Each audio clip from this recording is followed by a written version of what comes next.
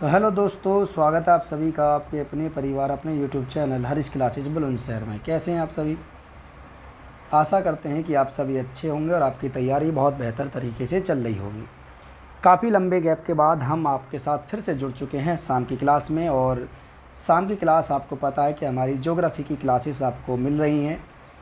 Continue नहीं हो पाई थी शाम को क्योंकि समय नहीं मिल पा रहा था अभी कुछ दिन से, क्योंकि आपको पता है कि काम चल रहे हैं सभी के यहाँ पर फ़िलहाल में।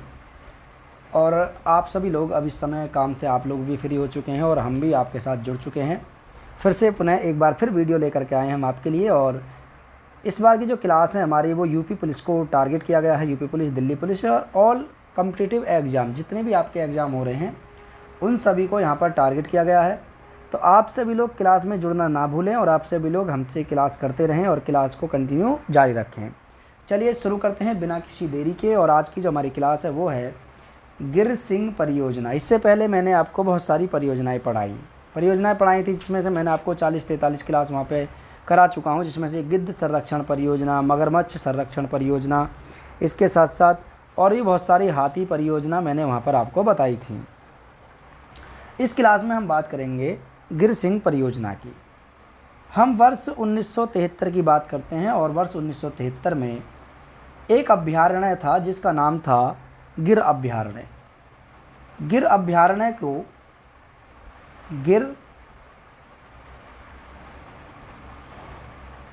गिर अभ्यारण्य को 1973 में राष्ट्रीय उद्यान घोषित किया गया।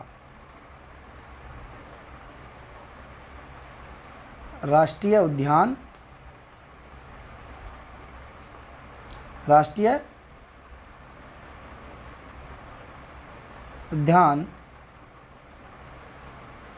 घोषित किया गया।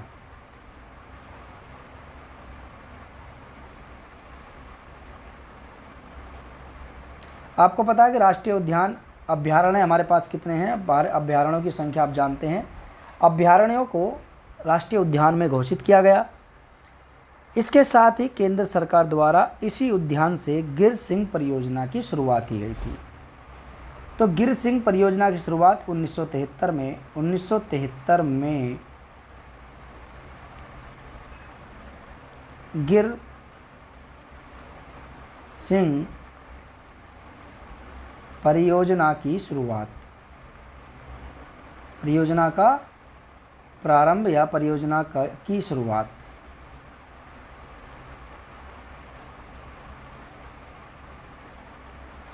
की गई थी, याद रखना, ठीक है। तो पहला पॉइंट तो आप ये रख सकते हैं याद। दूसरा पॉइंट आप ये रख सकते हैं कि इसकी शुरुआत 1973 में ही की गई थी। किसके द्वारा की गई थी? तो केंद्र सरकार के द्वारा। गिर राष्ट्रीय उद्यान को एशियाई शेरों का घर कहा जाता है। ये जो गिर राष्ट्रीय उद्यान है, ये वाला तीसरा पॉइंट आप जोड़ दीजिए इसमें कि गिर राष्ट्रीय उद्यान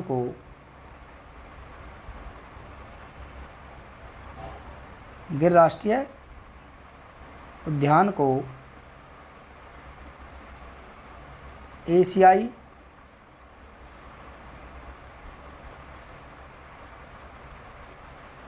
शेरों का घर कहा जाता है।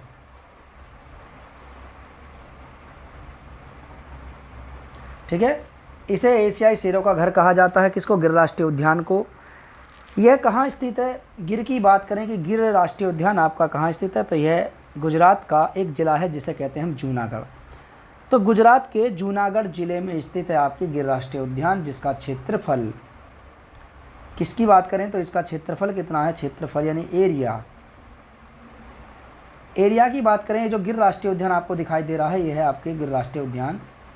ये कहाँ है? गुजरात के जूनागढ़। ये आपका गिर राष्ट्रीय उद्यान है जो एशियाई शेरों के लिए फेमस है। इसके क्षेत्रफल की बात करें तो इसका जो कुल क्षेत्रफल है वो है 1412 वर्ग किलोमीटर स्क्वायर। 1412 वर्ग किलोमीटर स्क्वायर इसका क्षेत्रफल है। यह उद्यान अब एकमात्र ऐसा उद्यान है जहां एशियाई शेर पाए जाते हैं।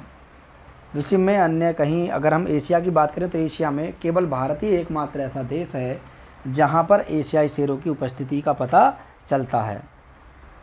एशियाई शेरों को संरक्षण देने के लिए एक अधिनियम बनाया गया था। आपको पता है कि भारत सरकार के द्वारा एक अधिनियम बनाया गया था, उस अधिनियम को आप जानते हैं। इस अधिनियम को हम कहते हैं भारतीय वन्यजीव संरक्षण अधिनियम 1972।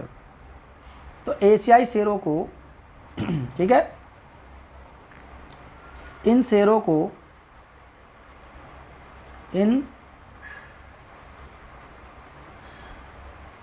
को संरक्षण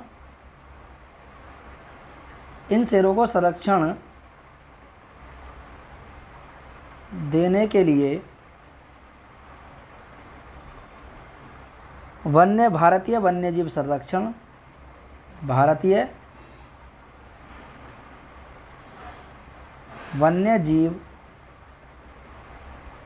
संरक्षण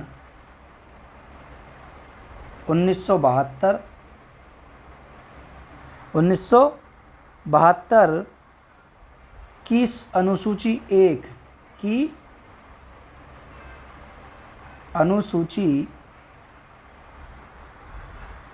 1 में तथा IUCN की लाल सूची के अंतर्गत रखा गया है।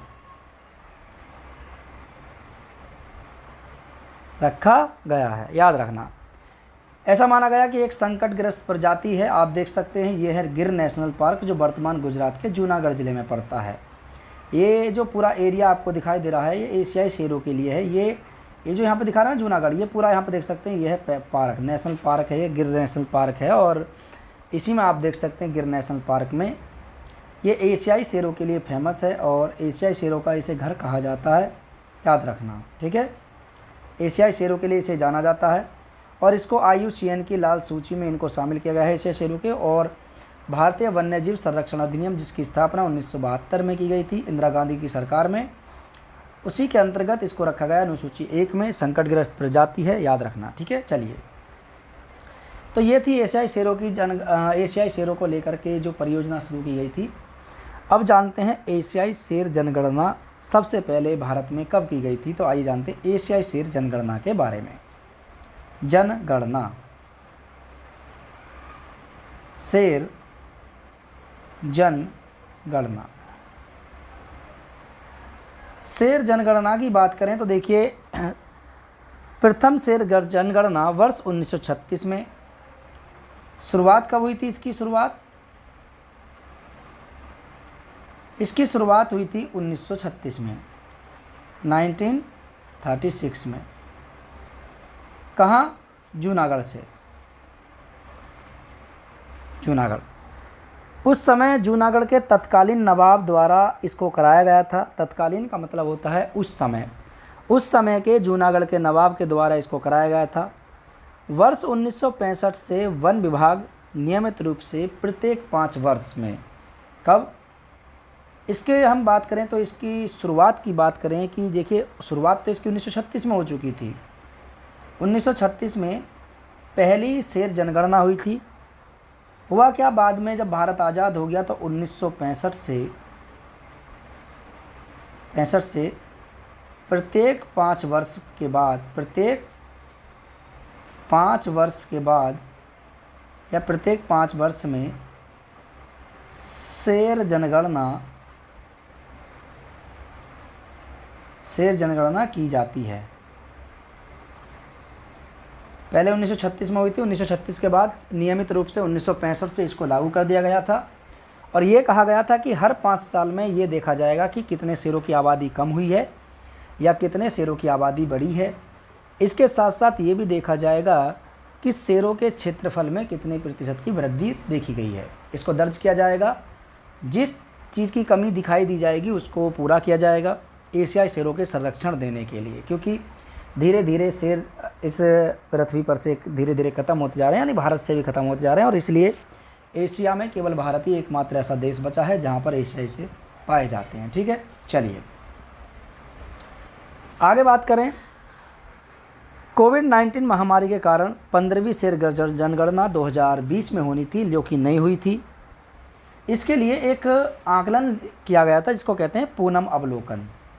अब पूनम अवलोकन क्या है, पहले इस पूनम अवलोकन को समझिए। पहले पूनम अवलोकन, पूनम अवलोकन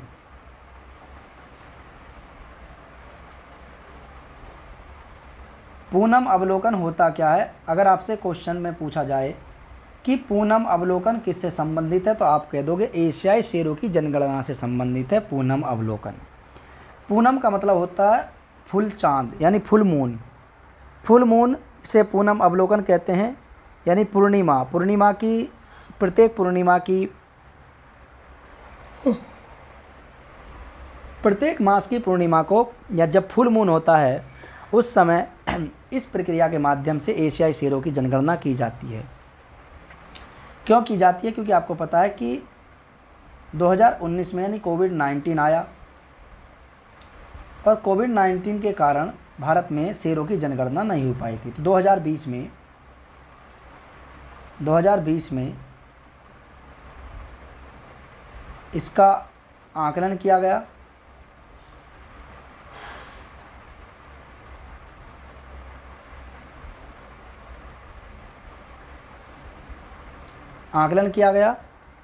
इसमें होता क्या है कि पूनम अवलोकन नामक एक निगरानी प्रक्रिया के माध्यम से शेरों का पता लगाया जाता है। पूनम अवलोकन शेर की जनगणना से संबंधित, ये प्रत्येक माह में पूर्णिमा की तिथि को निर्धारित किया जाता है। इस कार्यक्रम के तहत, जिसके अंतर्गत यह निर्धारित किया जाता है कि वन के अधिकारी और क्षेत्रीय कर्मचारियों को 24 घंटे के अंदर अंदर अपने क्षेत्रों में शेरों की जनगणना को काउंट किया जाता है और ये गिनती की जाती है शेरों की जनगणना संबंधित कि एक रात में कितने शेर वहाँ से गुजरे। इसके माध्यम से, यानी किसको? फुल मून, इसे बोलते हैं फुल मून, यानी प्रत्येक माह। ये कब आकलन किया जाता है? प्रत्येक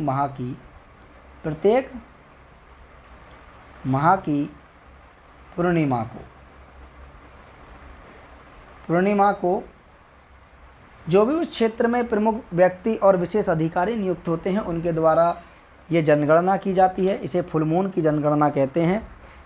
इसी को नाम दिया गया है पूनम अवलोकन। 24 घंटे के अंदर अंदर को समय कितना होता है? समय, तो इसमें समय होता है 24 घंटे। 24 घंटे में पूर्णिमा की रात को यह अवलोकन किया जाता है कि उस क्षेत्र से कितने शेर गुजरे। और जब 24 घंटे में शेरों की जनगणना, मान लीजिए एक क्षेत्र से 100 शेर गुजर गए, तो ये बताया जाता है कि इस क्षेत्र में शेरों की संख्या 100 है।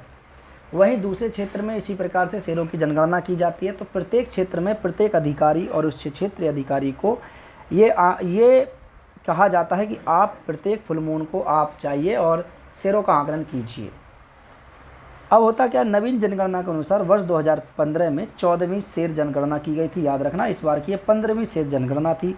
2025 में 16वीं जनगणना होगी शेरों से संबंधित। ठीक है, याद रखना इस चीज़ को लेकर के आगे। ठीक है, चलिए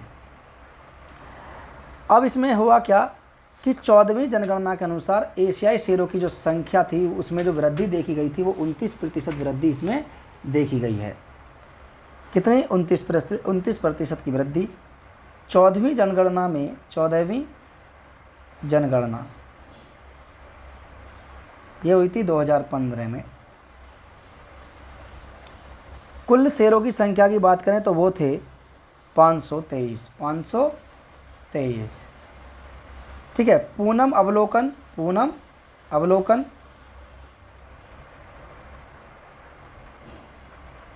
2020 के अनुसार शेरों की संख्या अब इस समय कितनी थी? 674। अर्थात हम देख सकते हैं कि यहाँ पर 29% की वृद्धि दर्ज की गई थी। इसी प्रकार शेरों के प्रवास क्षेत्रफल में भी 36% की वृद्धि देखी गई थी। जो 2014 में क्षेत्रफल मात्र कितना था? 22,000 वर्ग किलोमीटर था। सॉरी, 2015 में, 14 नहीं 2015, 22,000 वर्ग किलोमीटर था। वहीं 2020 में यह क्षेत्रफल बढ़कर 30,000 वर्ग किलोमीटर स्क्वायर हो गया, अर्थात 36% की वृद्धि। 36% की वृद्धि देखी गई है इस समय शेरों के क्षेत्रफल में। ठीक है, चलिए, तो ये थी एशियाई शेर जनगणना। अब आगे हम बात करते हैं नेक्स्ट जनगणना को लेकर के, तो वो जनगणना है। तो अब वर्तमान में हम इस शेरों की क्षेत्रफल की बात करें तो वर्तमान में शेरों का क्षेत्रफल की बात करें तो वो है आपके लगभग 30,000 वर्ग किलोमीटर। अगर हम शेरों की संख्या की बात करें तो वो है आपके लगभग वर्तमान में इस समय 674 इनकी संख्या, लेकिन अब बढ़ चुकी होगी क्योंकि अभी जनगणना नहीं हुई है, 2020 के अनुसार है। तो आप याद रखें कि 1965 से प्रत्येक 5 वर्ष में एक जनगणना की जाती है। पहली जनगणना 1936 में की गई थी। किसके समय में? ठीक है, उस समय जूनागढ़ के नवाब थे, उन्हीं के समय में जनगणना की गई थी। उसके बाद 1965 से ये कहा गया था कि प्रत्येक 5 वर्ष पे शेरों की जनगणना को लेकर के, शेरों की वृद्धि को लेकर के जनगणना की जाएगी कि कितने शेर हमारे भारत में मौजूद हैं, क्योंकि एशिया में केवल भारत ही एकमात्र ऐसा देश है जहाँ पर शेर बचे हुए हैं। ठीक है, चलिए आगे बात करते हैं नेक्स्ट अगली जनगणना। उस जनगणना का नाम है हंगुल हिरण जन परियोजना।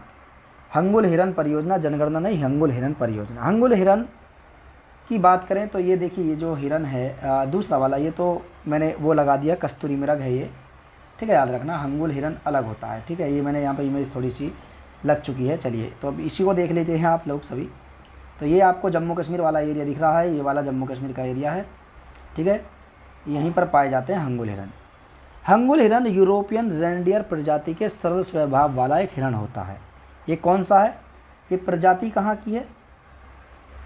यह प्रजाति है यूरोपीय रेंडियर की। यूरोपीय रेंडियर, यह कि यूरोपीय रेंडियर की एक सरल स्वभाव की एक हिरण की प्रजाति होती है। सरल स्वभाव के एक रेंडियर की प्रजाति होती है। अब यह केवल कश्मीर स्थित दाचीगाम राष्ट्रीय उद्यान में ही शेष बचा है। ठीक है, भारत में कहाँ मौजूद है? भारत की बात करें तो यह कश्मीर में एक स्थित है। कश्मीर में एक स्थित है, इसका नाम है दाचीगाम।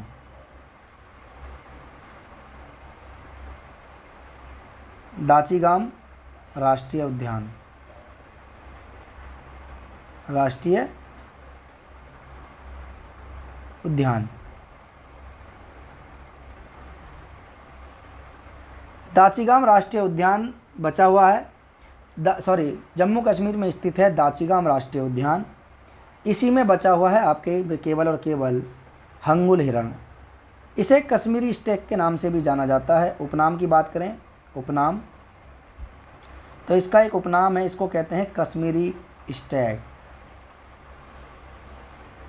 कश्मीरी स्टैग, इसे कश्मीरी स्टैग के नाम से भी जाना जाता है। हंगुल हिरण को कश्मीरी स्टैग के नाम से जाना जाता है।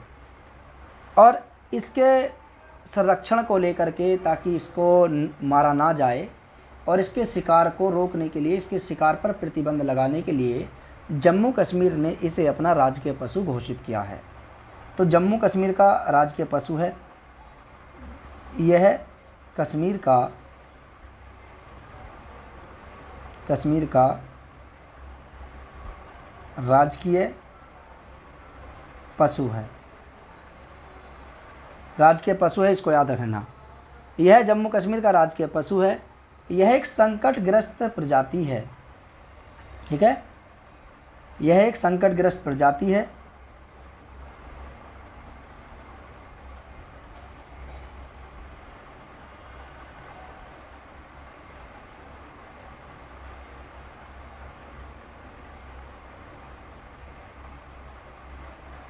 यह एक संकटग्रस्त प्रजाति है।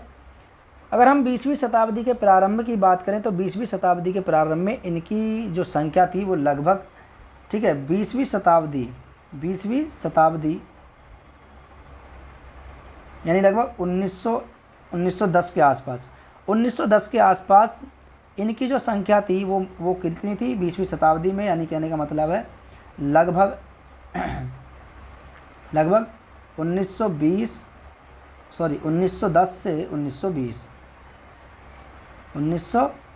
10 टू 1920 के प्रारंभ में इनकी संख्या लगभग 5000 थी। कितनी थी?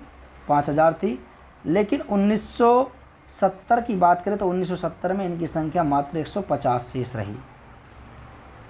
इसे संरक्षित करने और इनकी संख्या में वृद्धि करने के लिए 1970 में IUCN तथा WWF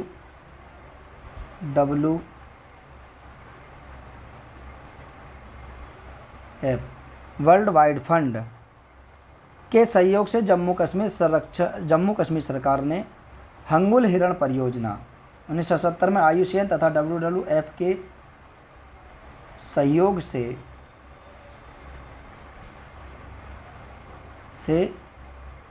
जम्मू कश्मीर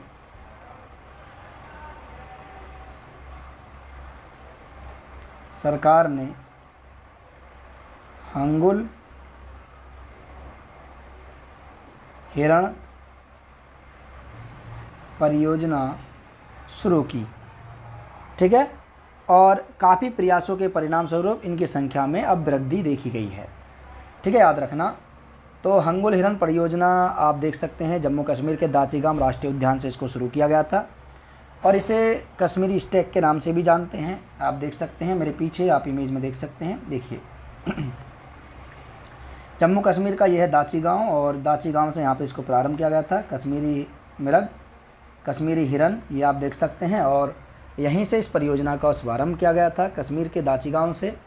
और 1970 में इस परियोजना का प्रारंभ किया गया था। इसको याद रखना, जम्मू कश्मीर परियोजना को, इसके संरक्षण को लेकर के जम्मू कश्मीर ने इसको अपना राष्ट्रीय पशु घोषित किया ताकि इसका शिकार ना हो, अवैध रूप से इसका शिकार ना किया जा सके। ठीक है, आगे चलते हैं सर, नेक्स्ट की तरफ बढ़ते हैं।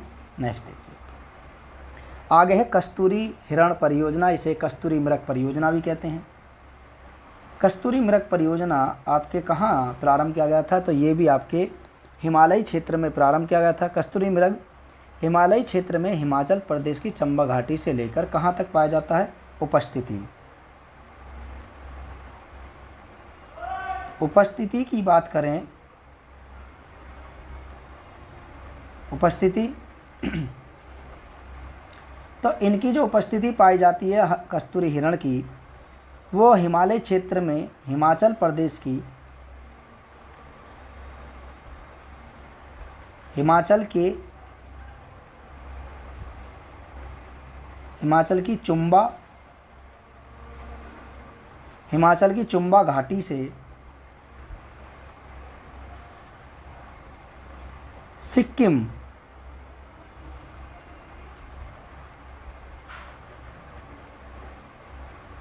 ठीक है, हिमाचल की चुंबा घाटी से लेकर के सिक्किम में पाए जाते हैं, सिक्किम तक पाए जाते हैं। कस्तूरी केवल जो नर मृग होते हैं केवल उन्हीं में पाई जाती है। ठीक है, कस्तूरी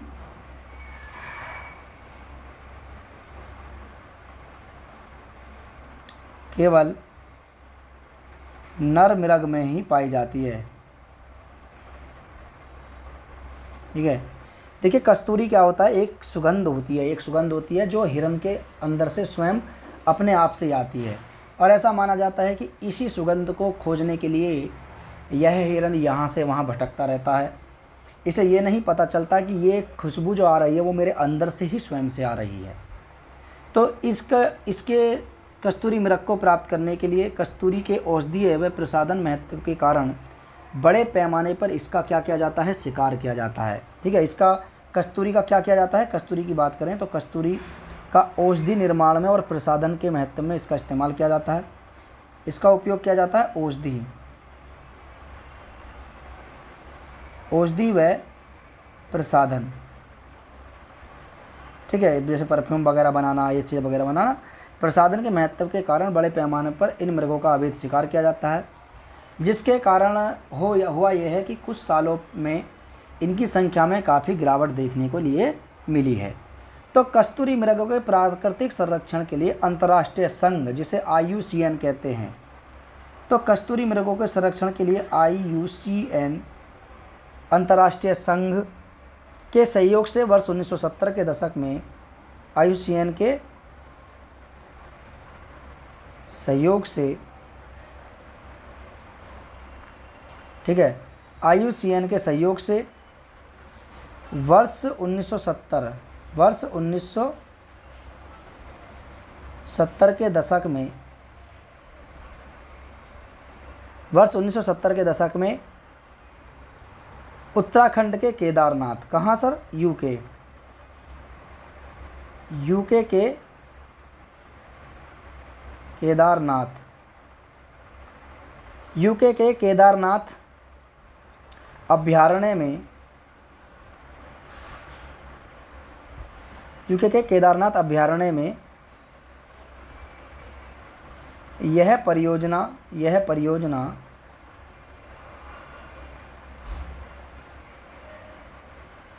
शुरू की गई।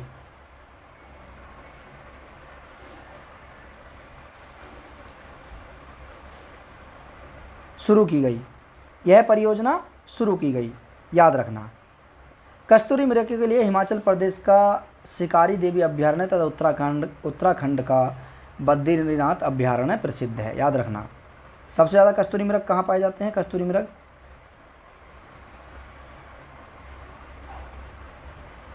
हिमालय क्षेत्र में, और इनके लिए एक शिकारी देवी राष्ट्रीय उद्यान, शिकारी देवी, ठीक है, शिकारी देवी अभ्यारण्य, अभ्यारण्य राष्ट्रीय उद्यान नहीं है, अभ्यारण्य।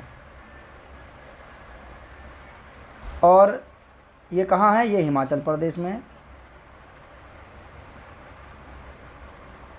और इसके साथ साथ एक है आपके बद्रीनाथ।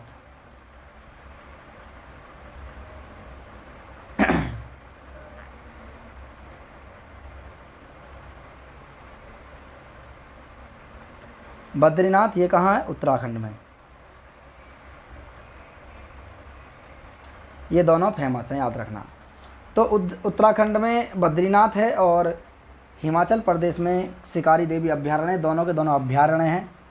ये दोनों अभ्यारण्यों की बात करें तो इन दोनों अभ्यारण्यों में कस्तूरी मृग पाए जाते हैं और कस्तूरी मृगों के लिए ये प्रसिद्ध है। आगे चले नेक्स्ट सर, आगे चलते हैं। इस क्लास का हमारा लास्ट का टॉपिक वो है लाल पांडा। ज़्यादा बड़ा टॉपिक नहीं है। लाल पांडा की बात करें तो लाल पांडा, ठीक है, या लाल पांडा परियोजना। लाल पांडाओं के संरक्षण को लेकर के, लाल पांडाओं को संरक्षण देने के लिए भारत सरकार के द्वारा एक परियोजना चलाई गई थी जिसका नाम है लाल पांडा परियोजना। ठीक है, चलिए, लाल पांडा भारत के पूर्वी हिमालय क्षेत्र में ही पाए जाते हैं। ठीक है, कहाँ पाए जाते हैं? ये दिख रहा है मासूम सा, इसी को कहते हैं लाल पांडा। पांडाओं की कई प्रजातियाँ होती हैं। ठीक है, लाल पांडा और पांडा की कई प्रजातियाँ होती हैं। तो सबसे पहले देखिए ये कहाँ पाया जाता है? उपस्थिति।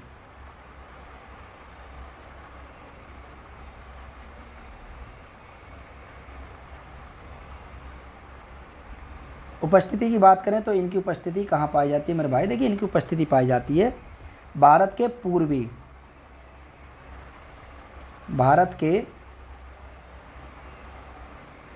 हिमालय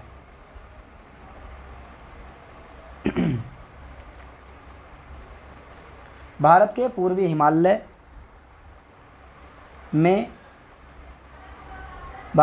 हिमालय में 1500 से लेकर के 4000 मीटर की ऊंचाई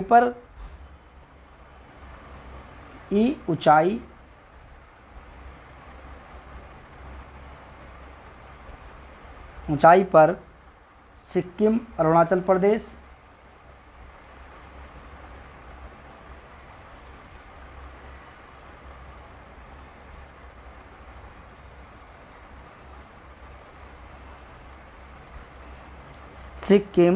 प्रदेश, दार्जिलिंग की पहाड़ियाँ,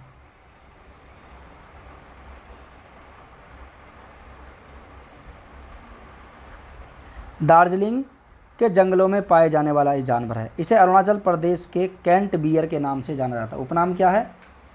उपनाम है इसका उपनाम है, ठीक है, इसके उपनाम की बात करें अरुणाचल प्रदेश के कैट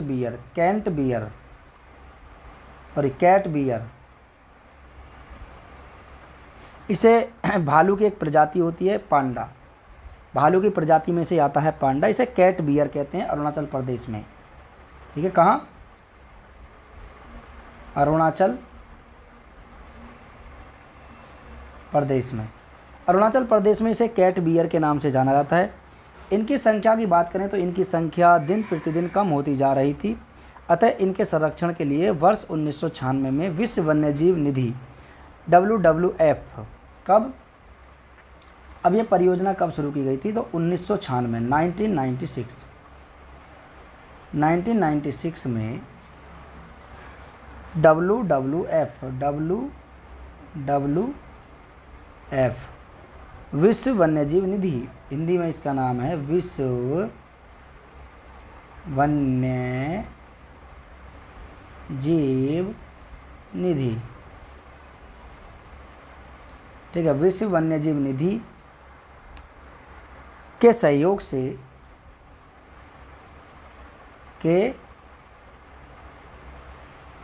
से पद्मा नायडू हिमालयन जंतु पार्क, पद्मा नायडू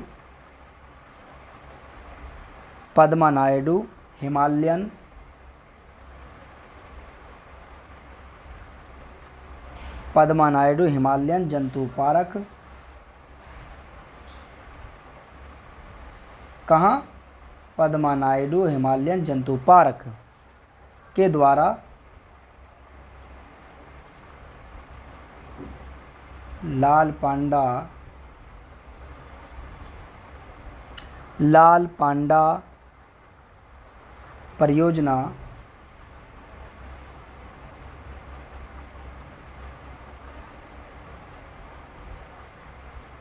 शुरू की गई।